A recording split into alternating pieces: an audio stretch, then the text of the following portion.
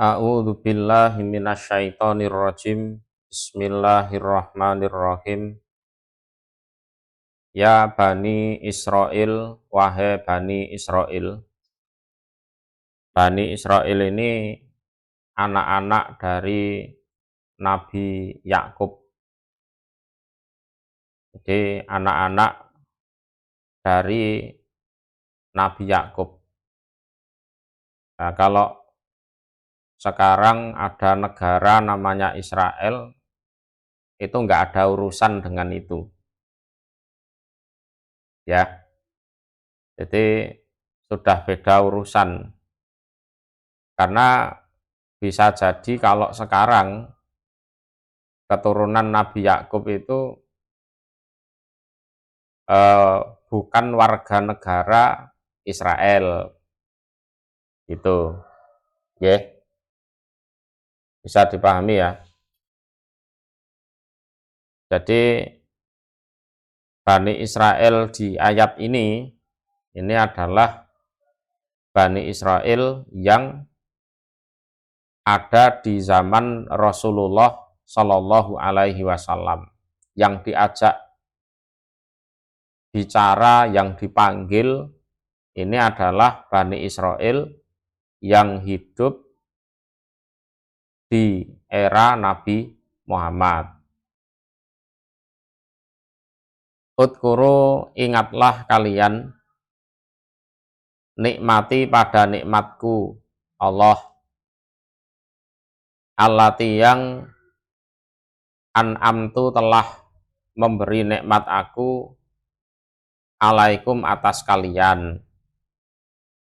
Jadi ingatlah nikmatku yang mana nikmat tersebut sudah aku berikan atas kalian.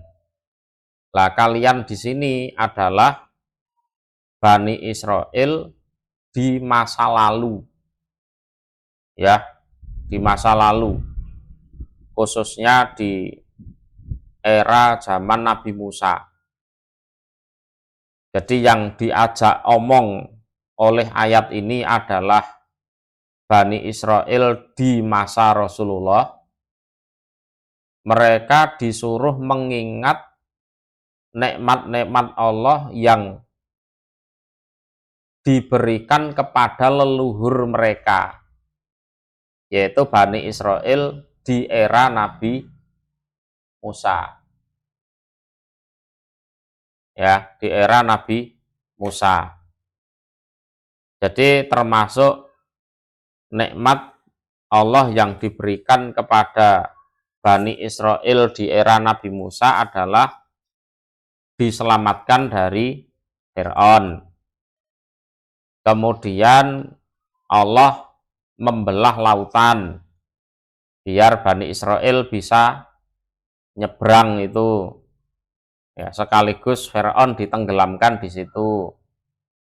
Kemudian ada lagi Bani Israel itu pada saat kebingungan selama 40 tahun, Allah mengirim mendung untuk menaungi mereka dari panas terik matahari. Terus Allah juga mengirim makanan berupa manna wa salwa. Ya, wa anzalna alaikumul manna wa wasalwa. Ya, nanti kita bahas di ayat berikutnya insya Allah. Kemudian pas kehausan, Allah memerintahkan Nabi Musa untuk memukulkan tongkatnya di batu. Kemudian batunya bisa memancarkan mata air dan lain-lain. Gitu. Jadi nikmat tersebut memang diberikan kepada leluhur mereka. Lah keturunannya disuruh mensyukuri. Itu. Kenapa keturunan itu bisa ada di dunia? Karena adanya leluhur. Nah, kalau leluhurnya dulu diseksa oleh Allah misalnya, tidak diberi nikmat, Ya, keturunannya ndak akan lahir. Itu ya. Jadi wahai Bani Israel yang hidup di era Nabi Muhammad, juga seterusnya yang hidup di era sekarang, ya, ingatlah nikmatku Allah, yang mana nikmat tersebut telah aku berikan atas kalian, artinya aku berikan atas leluhur kalian. Berhubung leluhur kalian itu aku beri nikmat, nah, maka lahirlah yang namanya kalian itu. Umpama leluhur kalian dulu itu diseksa, ya sudah, kalian tidak akan pernah ada di dunia. Itu. Nah, nikmatnya ya sudah saya sebutkan itu tadi. Lah, Bani Israel dinasehati seperti ini supaya hatinya rendah,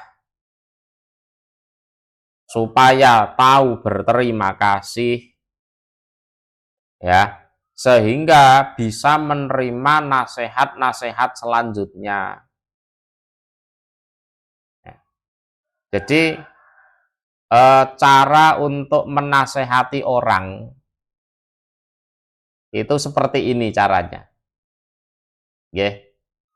Jadi kita ingatkan dulu orangnya tersebut dengan nikmat-nikmat Allah yang sudah dia nikmati. Nah, kalau hatinya bisa bersyukur, pasti hatinya bisa rendah. Kalau hatinya rendah, nasihat bisa masuk. Kalau hatinya sedang tinggi, sombong, kemelinti, ya, nasihatnya juga tidak akan masuk. Gitu. Yang kedua, wa'aufu, dan menetapilah kalian bi'ahdikum, terhadap janji kalian. Ufi, maka akan menetapi aku Allah bi'ahdikum, terhadap, saya ulang ya, wa'aufu, dan menetapilah kalian bi'ahdi, dengan janjiku Allah, ya, bi'ahdi, dengan janjiku Allah. Ufi, maka akan menetapi aku Allah bi'ahdikum, terhadap janji kalian.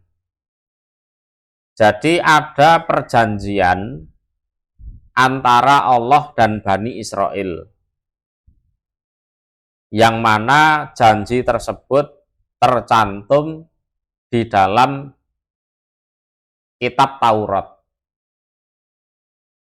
Ya, jadi ada perjanjian antara Allah dan Bani Israel, yang mana perjanjian tersebut tercantum di dalam kitab Taurat. Ya. Nah, isinya perjanjian adalah alladzi ahidtuhu ilaikum minal iman bi Muhammad. Jadi kalian nanti kalau umur panjang terus ketemu dengan seorang Rasul namanya Muhammad, kalian supaya beriman. Itu ada perjanjian seperti itu. Lah, sekarang Nabi Muhammad sudah terutus, ya, dengan membawa kitab Al-Quran. Maka perjanjian kalian dengan aku dulu supaya kalian tetapi, ya, perjanjian kalian dulu itu loh, kalian kan sanggup beriman pada Nabi Muhammad, ya, supaya kamu tetapi itu dulu jauh-jauh sebelum Nabi Muhammad ada terutus, kalian kan sudah janji sanggup beriman kepada Nabi Muhammad kalau dia terutus. Lah sekarang Nabi Muhammad sudah ada, sudah terutus. Nah, janjinya supaya ditepi. Itu maksud dari wa'aufu bi'ahdi. Lah kalau kalian mau netepi janji tersebut, nanti aku juga netepi janjiku terhadap kalian. Maksudnya ufi bi'ahdikum. Artinya kalian aku masukkan ke dalam surga. Jadi alladzi ahidtu ilaikum minas sawab alaihi bidukhulil jannah. Jadi janjiku pada kalian, kalian aku beri pahala, aku masukkan ke dalam surga, itu juga akan aku laksanakan. Nah, itu. Yang ketiga, wa iyaya, dan hanya kepadaku Allah, farhabuni, maka takutlah kalian ni padaku. Ya. Dan hanya kepadakulah kalian supaya takut. Ya. Artinya jangan sekali-kali kalian melanggar perjanjian tersebut. Jadi takutlah jangan sampai sekali-kali kalian melanggar perjanjian tersebut. Itu maksud dari wa iyaya farhabun. Jadi deloken aku gitu loh. Lihatlah saya. Ya, hargailah saya, jangan sampai perjanjian dulu yang kita buat kalian langgar. Itu bisa dipahami sini ya. Ya. Ini beberapa ayat ke depan ini memang nasihat khusus ya untuk Bani Israel ini. Ya. Berikutnya wa aminu, dan berimanlah kalian. Ya. Berimanlah kalian. Bima, terhadap apa-apa, ma ini adalah ma Al-Quran. Anzal itu yang menurunkan kami Allah. Jadi bima anzal itu minal Quran. Berimanlah kalian terhadap Al-Quran yang aku turunkan. Ini nasihat berikutnya. Ya. Ya.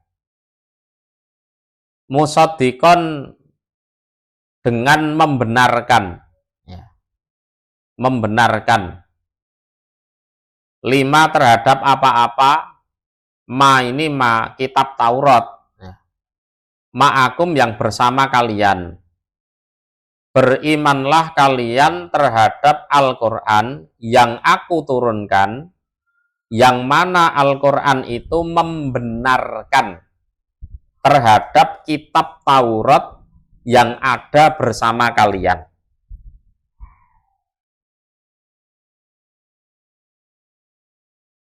Jadi yang mana Al-Quran itu membenarkan kitab Taurat yang ada bersama kalian. Kenapa yang dibahas hanya Taurat? Injil kok tidak dibahas ini? Karena waktu itu Nabi ada di Madinah, yang ada hanya orang Yahudi. Bani Israel yang beragama ya Yahudi. Jadi jangkauan dakwahnya Nabi Muhammad waktu itu belum sampai ke agama Nasrani. Ya, jadi konteksnya ini hanya di Madinah, maka yang dibahas hanya kitab Taurat. Lah yang beragama Nasrani itu letaknya jauh. Ada di tanah Najran atau di tanah Habasyi, jauh. Ya. Jadi konteksnya ini adalah kitab Taurat. Ya. Jadi Al-Qur'an itu membenarkan kitab Taurat. Artinya isinya sama. Dari sisi ketauhidan itu sama. Ya.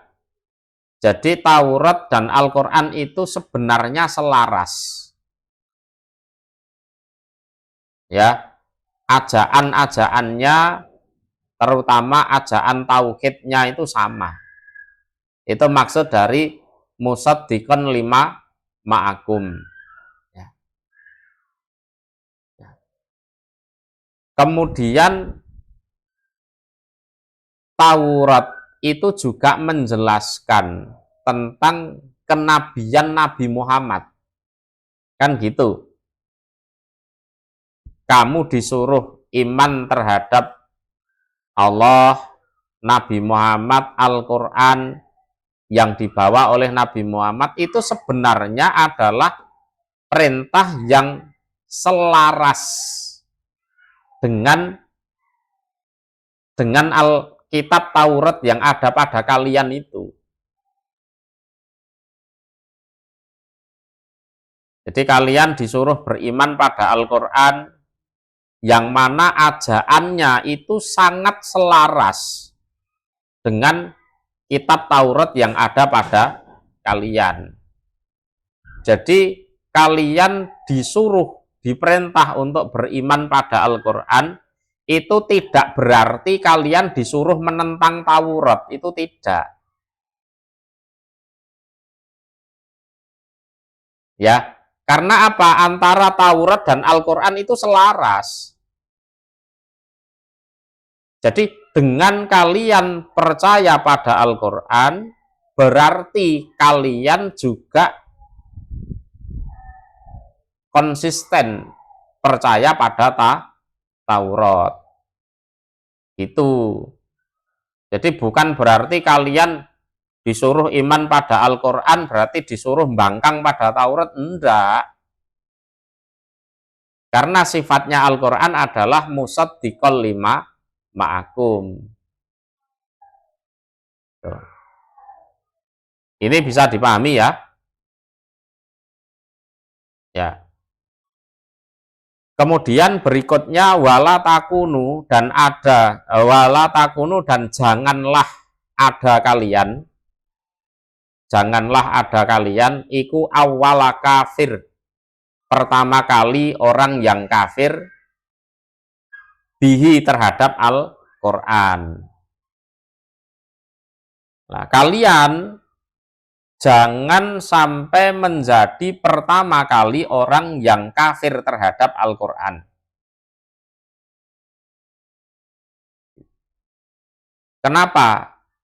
Kalian, Bani Israel, itu waktu itu menjadi kiblat kebanyakan manusia. Dicontoh sama orang-orang. Kalau kalian kafir pada Al-Quran, nanti kebanyakan manusia di dunia juga akan ikut kafir. Sehingga kalian akan menanggung dosanya. Ya, jadi orang-orang Arab jahiliyah itu kalau ketemu dengan masalah, itu sering kali tanya kepada Bani Israel. Karena Bani Israel dianggap pinter, dianggap punya kitab Taurat, kan gitu kan? Lah, kalau kalian menjadi pertama kali orang yang tidak percaya dengan Al-Quran, nanti akan dicontoh oleh orang-orang Arab yang bodoh-bodoh itu. Lah berhubung yang pertama kali kafir adalah kalian, lah kalian nanti nanggung dosanya pengikut-pengikut kalian itu. Nanti jeru, urusannya jeru itu kok. Ya.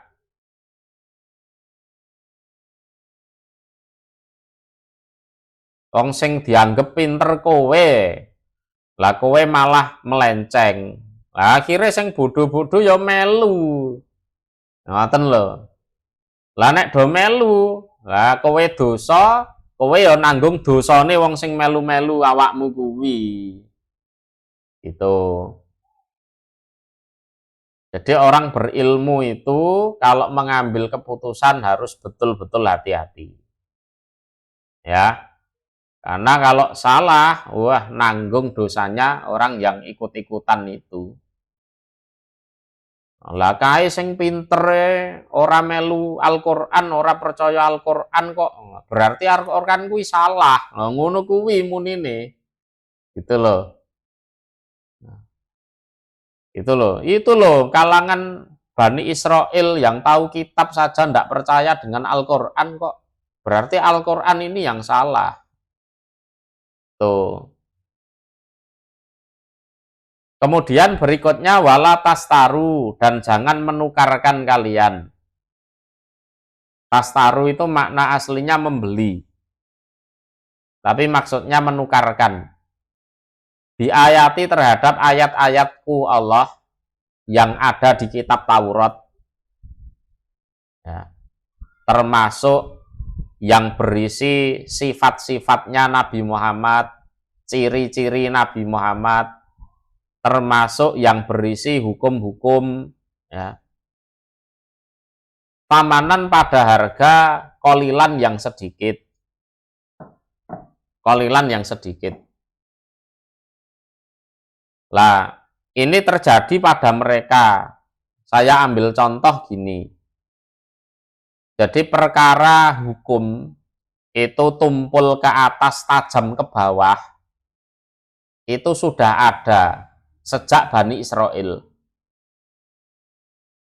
Ya, sudah ada itu sejak zaman Bani Israel. Jadi hukum yang ada di kitab Taurat, kalau ada orang berzina, itu dirajam. Dua-duanya dirajam. Itu hukum asli di kitab Taurat loh ya. Itu dirajam. Lah, ternyata hukum tersebut tumpul ke atas, tajam ke bawah. Kalau yang zina itu orang kaya, duitnya banyak, pangkat, mereka tidak dihukum rajam. Lah, kalau yang zina itu orang miskin, nggak punya duit, nggak punya kedudukan, itu dihukum. Dirajam betul sampai mati. Seiring berjalannya waktu, yang miskin-miskin itu protes. Pilih kasih, ya kan? Pilih kasih ini, tuh hukumnya tumpul ke atas, tajam ke bawah. Di demo, ulama-ulamanya itu di demo. Terus pada akhirnya apa yang terjadi? Hukum Tauratnya, hukum rajamnya dihapus. Hukumnya diubah. Ya, diamandemen. Bahasanya begitu. Wes, daripada kita nanti didemo oleh orang-orang miskin, ya, hukum rajamnya dihapus saja. Kita carikan hukum yang enak, yang orang kaya atau orang miskin sama-sama bisa dihukum. Akhirnya hukum rajam dihapus, diganti hukum dicoreng-coreng mukanya, terus diarak keliling kampung. Itu. Akhirnya pada saat ada orang zina, entah kaya entah miskin, ya ditangkap, dicoreng-coreng mukanya, terus diarak keliling kampung. Sudah. Gitu. Lah itu disebut wala tastaru bi ayati samanan kolila. Kalian menukarkan ayat-ayatku yang ada di kitab Taurat dengan harga yang sedikit dari keduniaan. Mikirnya begini, lah kalau orang kaya yang zina, terus dia dirajam, nanti yang ngasih sumbangan ke aku siapa? Ngono kuwi pikirane. Ya, nanti yang ngasih donatur ke tempat ibadah ini siapa? Akhirnya hukum Taurat yang dikorbankan. Ya kan? Nah, begitu itu. Itu jangan kalian lakukan. Jadi jangan kalian tukarkan ayat-ayatku dengan harga yang sedikit. Itu kalau masalah hukum loh ya. Ya, masalah hukum. Terus kalau masalah ciri-ciri Nabi Muhammad. Misalnya para ulama Yahudi itu menjelaskan betul tentang ciri-ciri Nabi Muhammad, bahwa Nabi Muhammad itu adalah utusan betul, utusan Allah betul. Kira-kira gimana? Orang Yahudi akan masuk Islam semua. Kan gitu kan? Menjadi umat Nabi Muhammad semua. Lah terus mereka, ulama-ulama itu, kehilangan pengikut. Ya kan? Lah iki nek tak jelaske ciri-cirine Nabi Muhammad, wah, lah wong-wong melu Muhammad kabeh. Lah kok pengikutku entek. Kalau aku nggak punya pengikut, nanti nggak ada cuan, nggak ada uang masuk.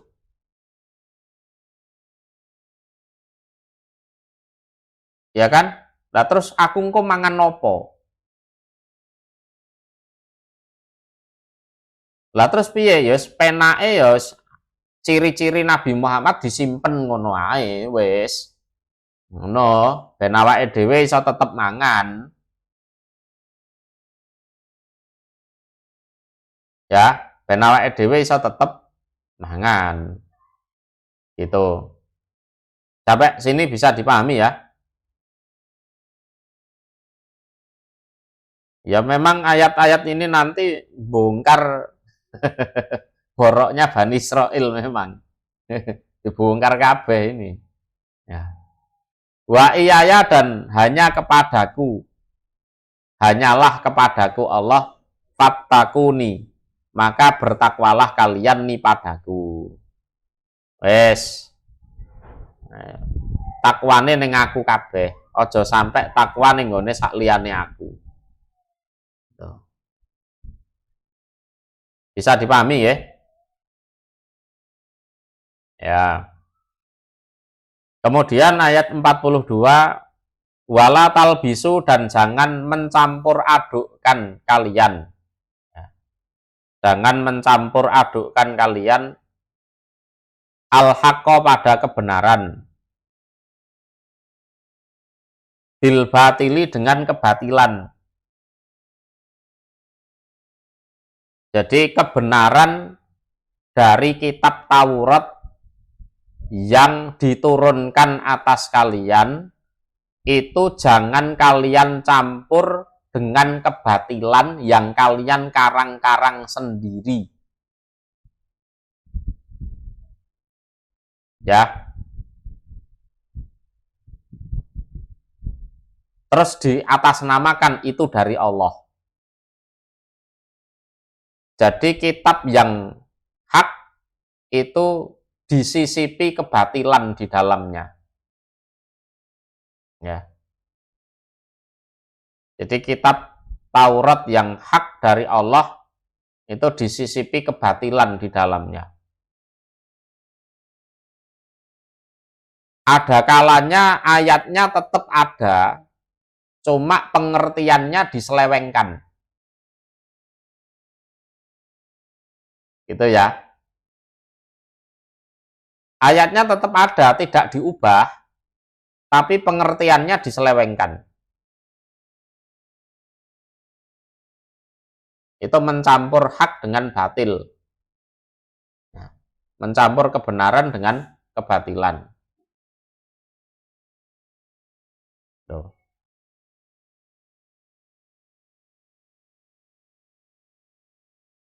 Jadi pengertiannya yang diubah, diselewengkan menurut kepentingannya masing-masing. Wataktumu dan menyimpan artinya menyembunyikan kalian al-haqqo pada kebenaran. Nah ini yang kedua, kalian jangan menyembunyikan kebenaran, termasuk ciri-ciri Nabi Muhammad. Jadi wala talbisul haq alladzi anzaltu alaikum bil batil wa taktumul haqqo itu adalah nakta Muhammadin sallallahu alaihi wasallam.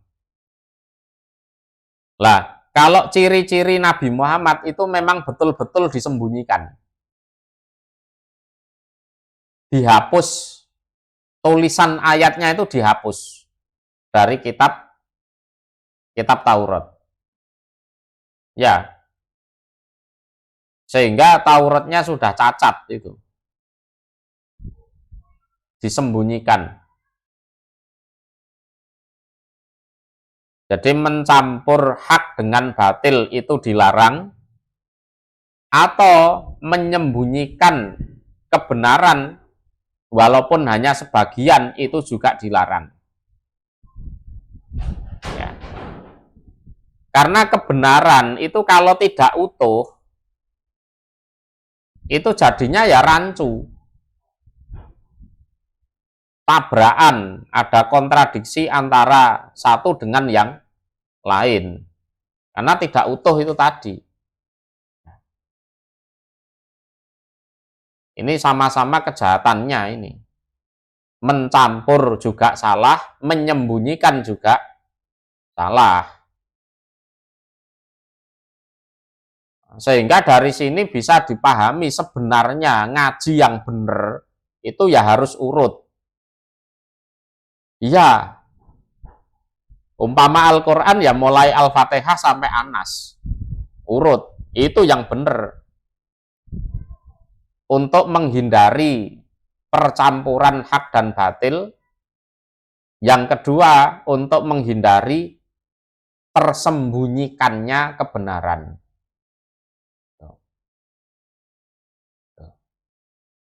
Wa antum dan sedangkan kalian iku tak lamun mengetahui kalian bahwa yang kalian jahati itu barang hak, kebenaran. Sementara kalian tahu yang kalian sembunyikan itu kebenaran, yang kalian campur aduk itu kebenaran. Kalian tahu itu dosa besar.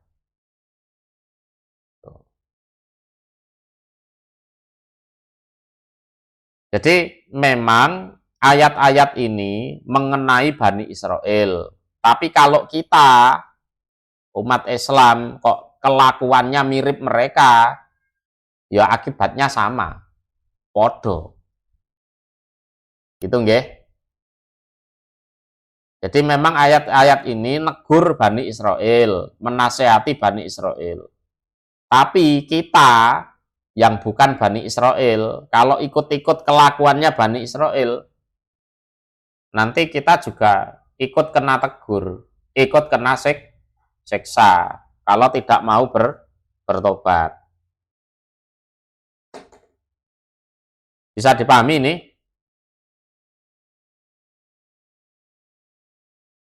Yang mana?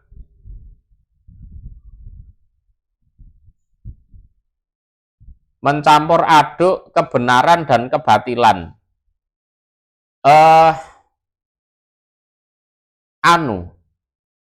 Ayatnya dibaca secara benar, tidak dikurangi, tapi pengertian ayatnya itu diubah.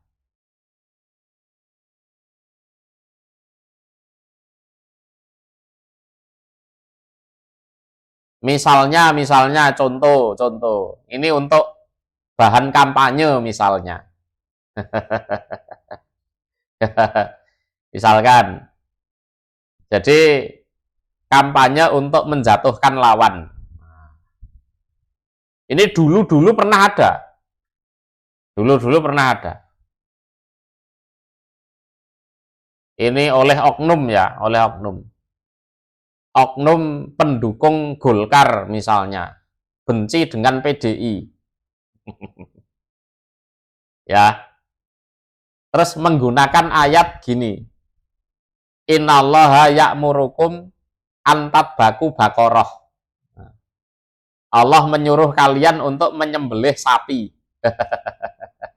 Lah, itu menggunakan ayat, tapi artinya diplesetkan.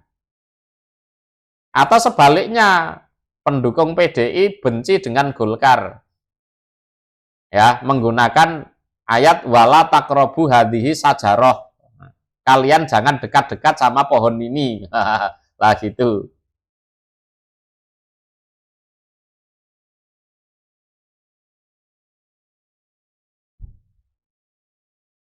Menyalahgunakan ayat. Menyalahgunakan ayat untuk suatu kepentingan. Ayat itu diselewengkan, dipelencengkan jauh dari pengertian yang sebenarnya.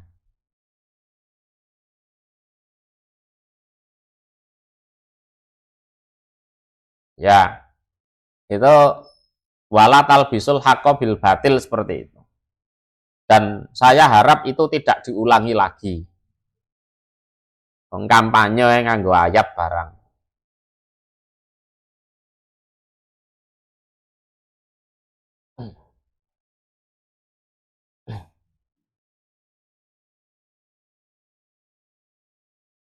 Kalau disembunyikan ya jelas memang disembunyikan. Kalau dicampur ini juga banyak seperti ini, campur aduk. Itu kalau yang saya contohkan kan kepentingan kampanye. Yang kepentingan uang juga banyak. Mencampur aduk hak dan batil.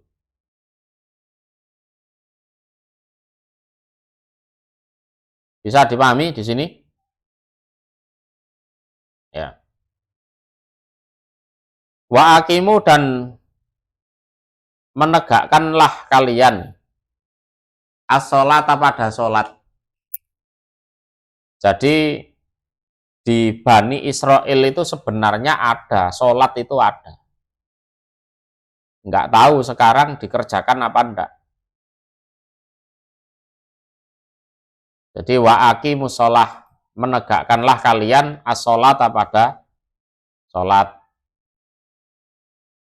Wa atu dan mendatangkanlah kalian az-zakata pada zakat. Di kalangan Yahudi, Nasrani itu juga ada, aturan zakat itu ada. Jadi sholat zakat ini sudah ada sejak Nabi zaman dulu.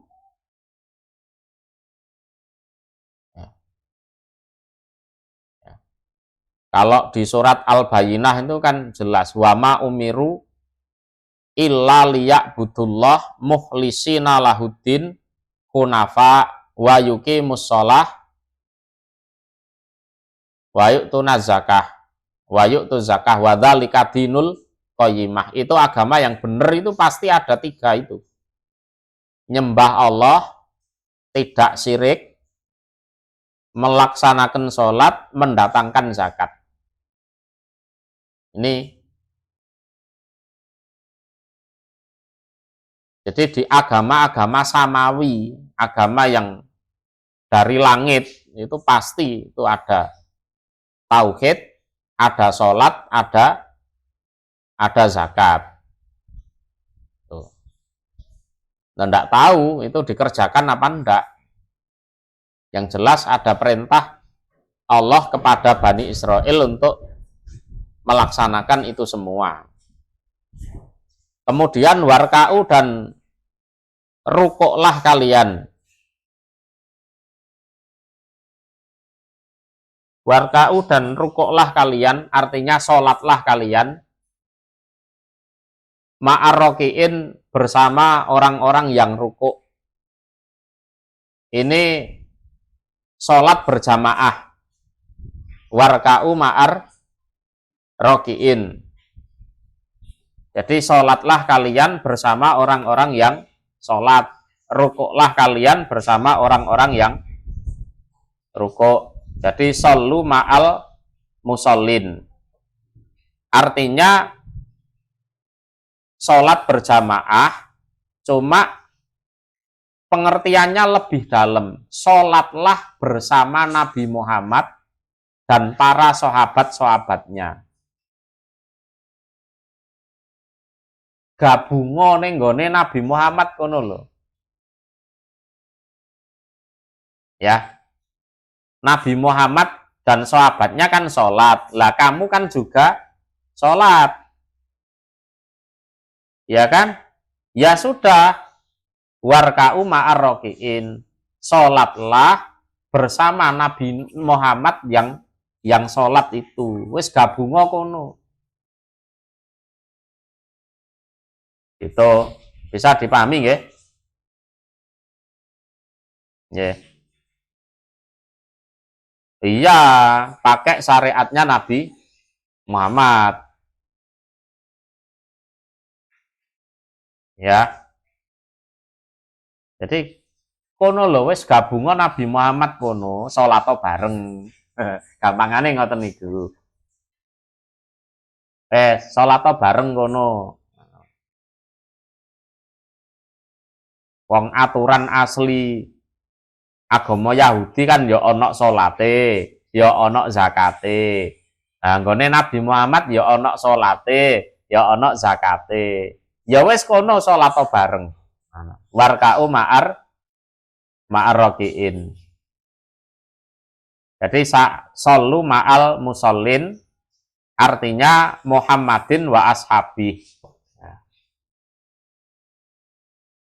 itu kalau mereka masih sholat. Masih mau sholat. Tapi ya tak pikir ya podo aja.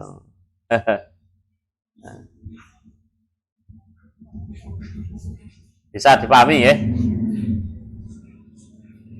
Ya. Kemudian ayat 44. Ayat 44 ini kita bicara sejarah dulu ya. Jadi orang Yahudi itu kan ada yang tinggal di Madinah. Ya, ada yang tinggal di Madinah. Terutama Yahudi Bani Nadir, Yahudi Bani Koinuko. Yang ketiga Yahudi Bani Quraidah. Itu kan tinggal di Madinah bersama orang-orang Arab. Arab jahiliyah waktu itu.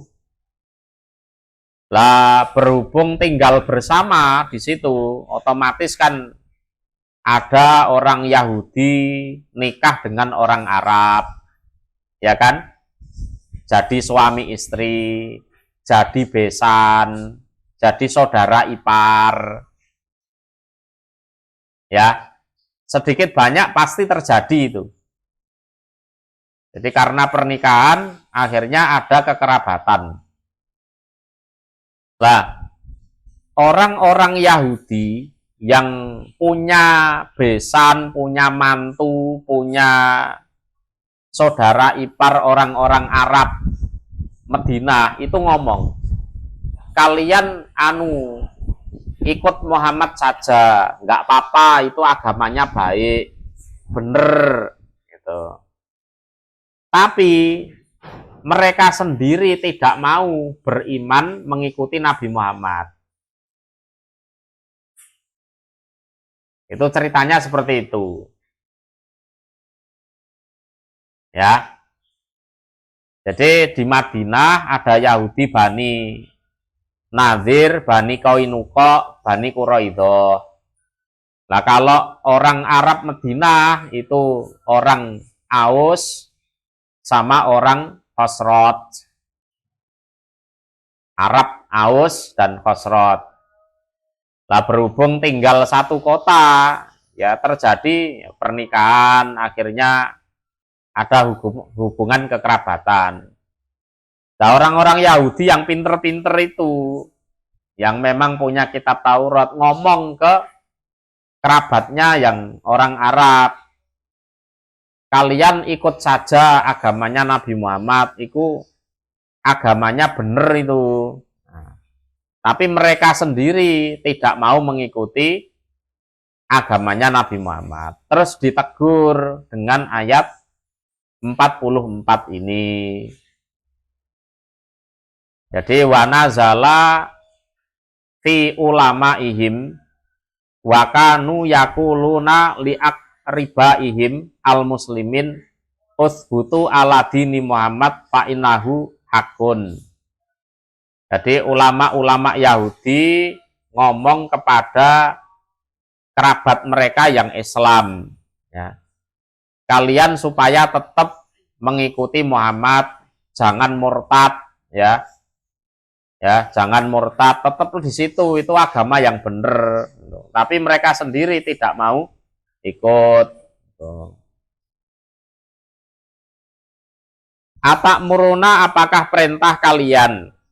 Kaliannya adalah orang Yahudi, khususnya yang ulama-ulama itu.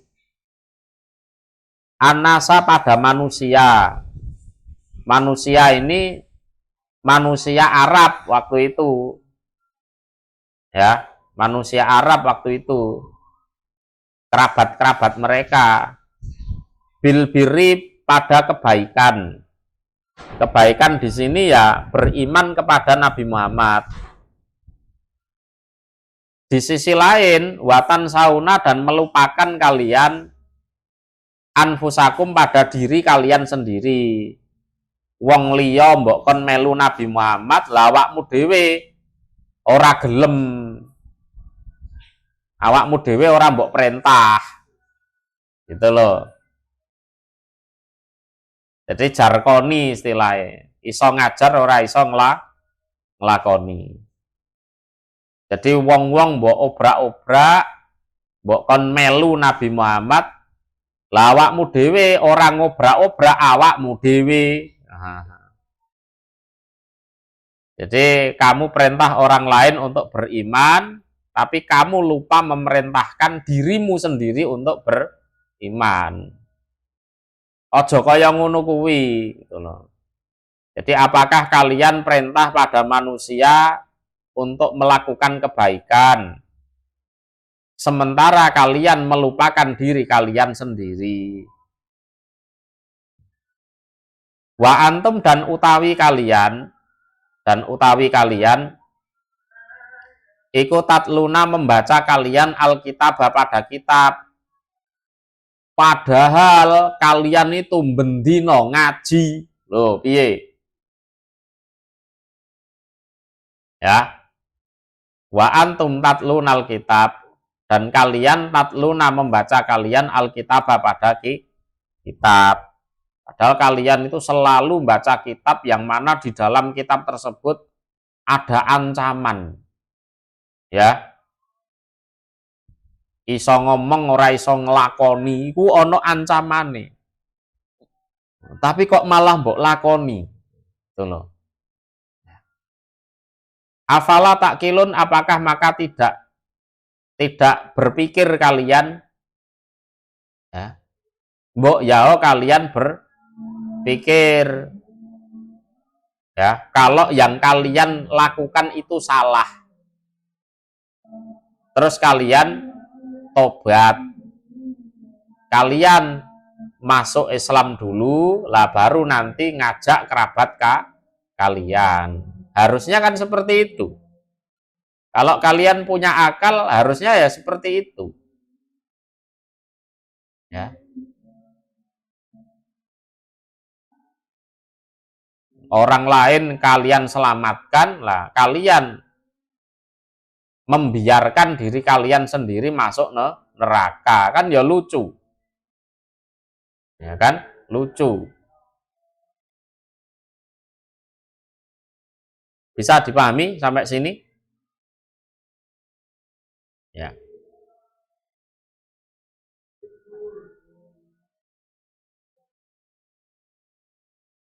Kalau di ayat kabura maqtan indallah antakulu mala taf'alun itu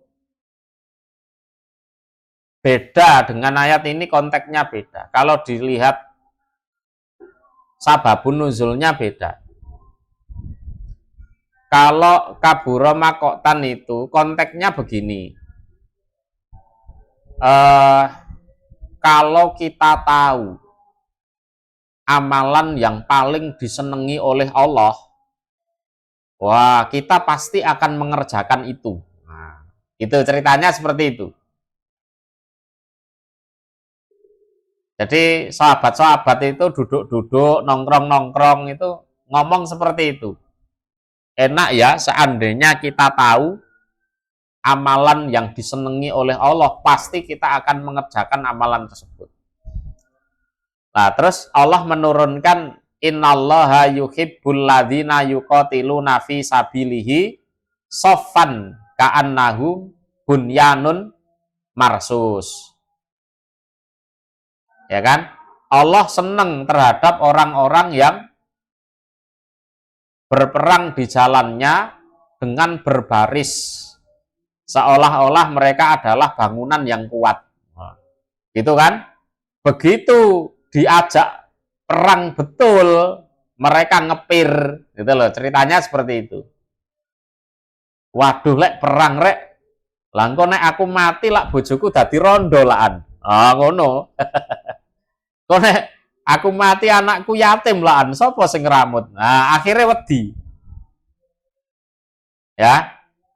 Tadi katanya kalau tahu amalan yang disenangi oleh Allah mau dilaksanakan.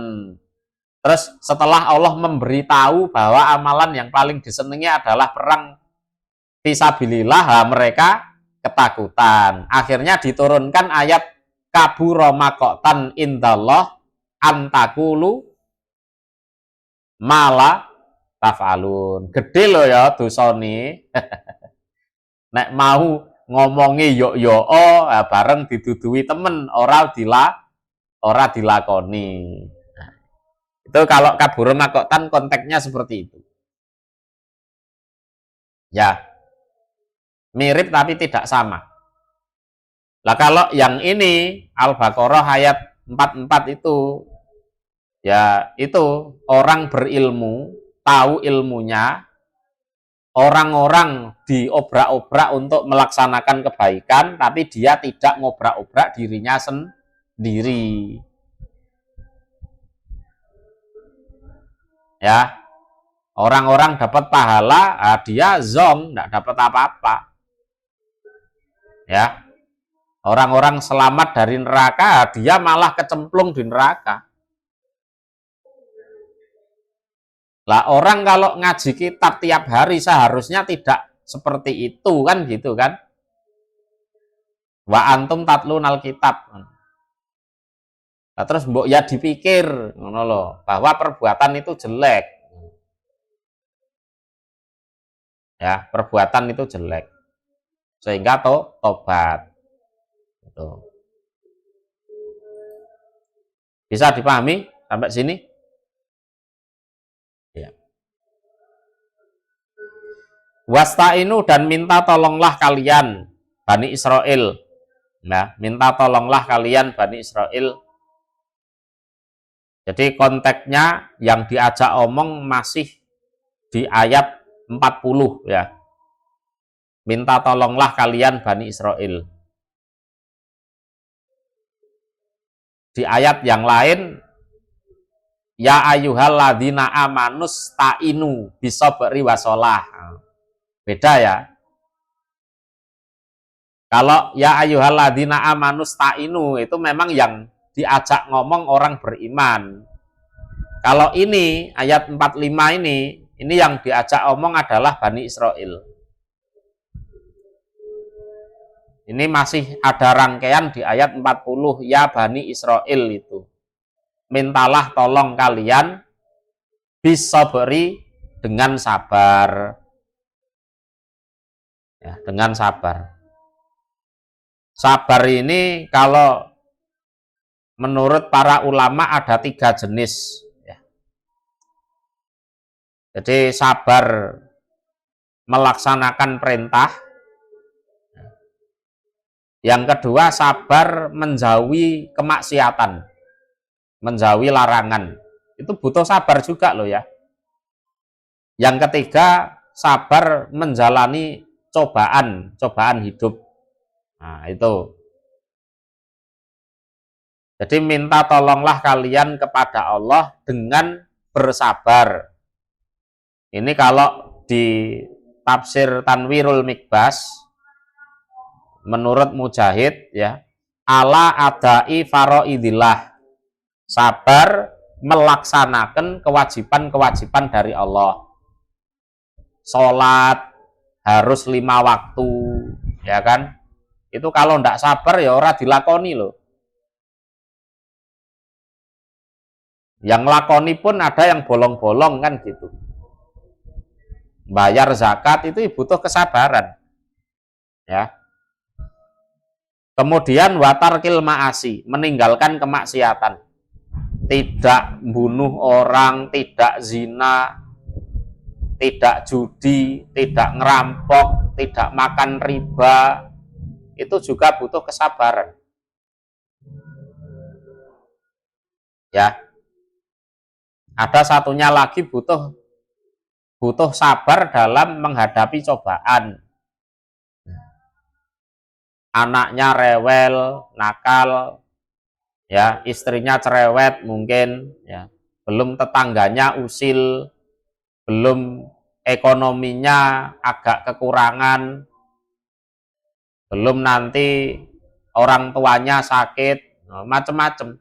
Itu juga butuh kesabaran, ya.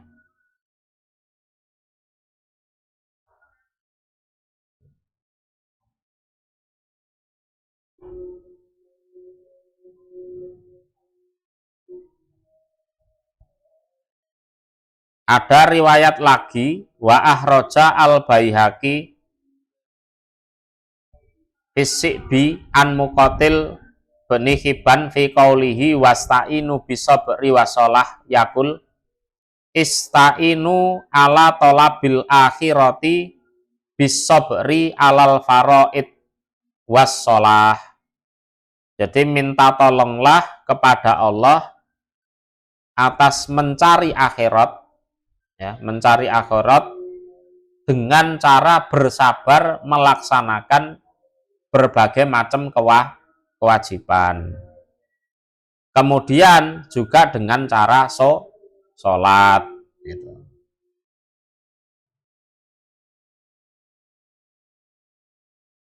Jadi sabar itu ya al-habsu lin nafsi. Jadi menahan diri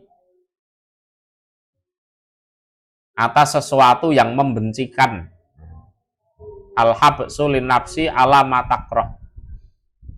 Jadi menahan diri untuk tidak marah, ngamuk, kecewa, jengkel terhadap segala sesuatu yang membencikan. Yaitu tadi, melaksanakan perintah, menjauhi larangan, menghadapi cobaan, itu kita harus banyak menahan diri. Karena yang kita hadapi itu semuanya membencikan. Ya, semuanya membencikan. Wasolati dan sholat. Wasolati dan sholat. Sholat ini dianggap istimewa, maka disebut di sini. Jadi Allah menyebut khusus sholat karena mengagungkan sholat itu. Ya, mengagungkan sholat itu. Kalau sholatnya baik, seluruh amalannya baik. Kalau sholatnya rusak, seluruh amalannya pasti rusak.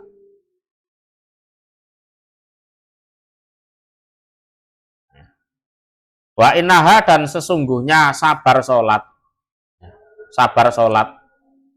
Ikulah kabiratun niscaya berat. Berat sekali untuk dilakukan. Ila kecuali alal khosiin, atas orang-orang yang khusyuk. Jadi kalau bukan orang mukmin yang hakiki itu susah. Jadi an Mujahid fi qaulihi illa alal khosiin, dia mengatakan illa alal mu'minina haqqo, kecuali bagi orang mukmin yang keimanannya hakiki, bukan hanya di mulut saja. Itu baru bisa seperti itu.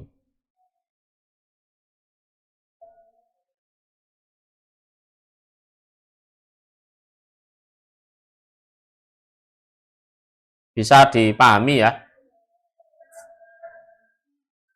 Ada juga yang menjelaskan sabar itu termasuk melaksanakan puasa.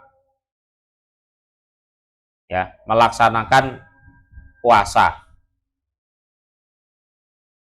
Karena puasa itu bisa memecah syahwat. Ya. Jadi ada yang menjelaskan wakila al-khitab lil yahud lama akobahum anil iman,